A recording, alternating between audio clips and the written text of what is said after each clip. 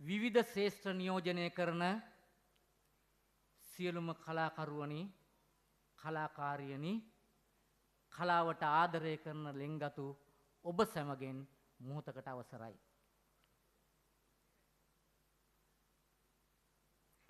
අද දවසේ අවුරුදු 4ක් පුරාවත හිතේ තද කරගෙන හංගගෙන මම නිර්මාණයක් ඉදිරිපත් කරනවා. අපේ හාමුදුරුවනේ මට දැනෙන්නේ, මට හැඟෙන්නේ මම උපන්නේ මේ අතින් කලාවයි, මේ අතින් ජනතා සේවයයි අරගෙන කියලායි මට හිතෙන්නේ. මම හැමදාම මගේ තාත්තා වගේම මිනිස්සුන්ට උදව් කරපු කෙනෙක්. ඒක හොඳටම දන්න කෙනා තමයි මම රංගන ශිල්පියා කියලා හඳුන්වන්නේ අපේ රෝහිතාබේ ගුණවර්ධන මැතිතුමා. මීට අවුරුදු 4කට ඉස්සෙල්ලා මම නිර්මාණයක් හැටියට පටන් ගත්තා මේ artist.lk කියන වෙබ් අඩවිය හා ජංගම යෙදුම නිර්මාණය කරන්නට. මට ඒකට තාක්ෂණික සහාය ලබා දුන්නේ අපේ ආදරණීය ශාලුක වෙඩික්කාර මහත්තයා. මම එතුමාවත් මතක් කරනවා. මම ටෙලි නිර්මාණ වේදීන්ගේ සංගමේ අවුරුදු 14ක් විධායක සභිකයෙකු හැටියට හිටියා. මම බොහොම ආදරය කරන, බොහොම ලෙන්ගතු සංවිධානයක් කලාකරුවන් වෙනුවෙන් බොහෝ සේවාවක් කරන සභාපතිතුමත් ඉන්නවා, චන්දන මහත්මයා. මට මතකයි මීට අවුරුදු 14කට ඉස්සෙල්ලා ටෙලි නිර්මාණ වේදීන්ගේ සංගමේ විධායක සභිකයෙක් හැටියට මම පත් වුණාම මම යෝජනාවක් ගෙනාවා ලංකාවේ ඉන්න සියලුම කලාකරුවන්ට නිවහනක් තිබිය යුතුයි කියලා. ටෙලි නිවහනක්. එදා මම යෝජනා කරා වගේම හිටපු ප්‍රවාහන අමාත්‍ය කුමාර වෙල්ගම මැතිතුමාගෙත් මහින්ද රාජපක්ෂ හිටපු ජනාධිපතිතුමාගෙත් සහයෝගය අරගෙන දුම්රිය දෙපාර්තමේන්තුව යටතේ ඉඩමක් ලබා දුන්නා ටෙලි නිර්මාණ වේදීන්ගේ සංවිධානයට.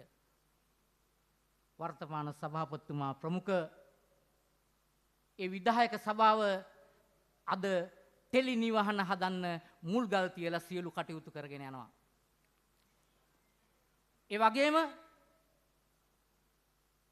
මම වැඩ කරන්නේ ලංකා ඛනිජ තෙල් නීතිගත සංස්ථාවේ. අපේ ප්‍රධාන නිලධාරීන් කීප දෙනෙක් සහභාගී වෙලා සිටිනවා. පෞගිය කාලේ තෙල් අර්බුදයක් ආවම අපේ කලාකරුවන්ට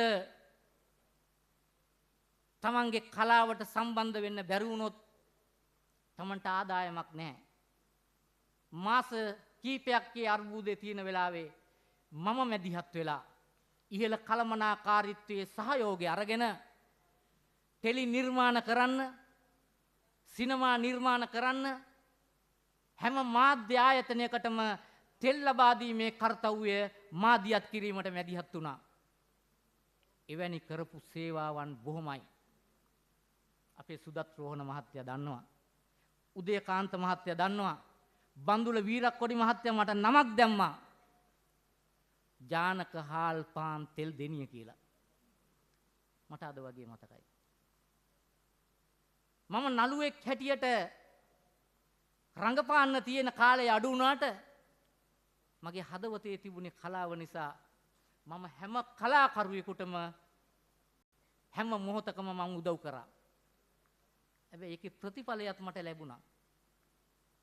අනේ එහෙම කලාකරුවන්ට උදව් කරන කෙනෙක් හැටියට මගේ අදහසක් ආවා මට මේ කලාකරුවන්ට නිර්මාණ කරන්න, ඒ නිර්මාණ සාර්ථක කරගන්න, ඒ සඳහා තමන්ගේ අවශ්‍යතාවයන් ඉටු කරගන්න මගේ සහයෝගයක් නැතුව මේ අයට මොකද්ද මට කරන්න පුළුවන් කියලා. අන්න ඒ වෙලාවේ තමයි මේ artist.lk කියන වෙබ් අඩවියක් නිර්මාණය කරන්න ඕන කියලා මට හිතුනේ. මේ උත්සවය පටන් ගන්න මොහොතට කලින් සාහිත්‍යවේදී සුනිල් සරත් පෙරේරා මහත්මයා ආවා. ඇවිල්ලා මට කතා කරලා ගියා. එතුමා තමයි මේ ශ්‍රී ලාංකීය අභිමානී කලාපහුර කියන නම දැම්මේ සුනිල් සරත් පෙරේරා මහත්මයා. මට ලොකු ආඩම්බරයක්.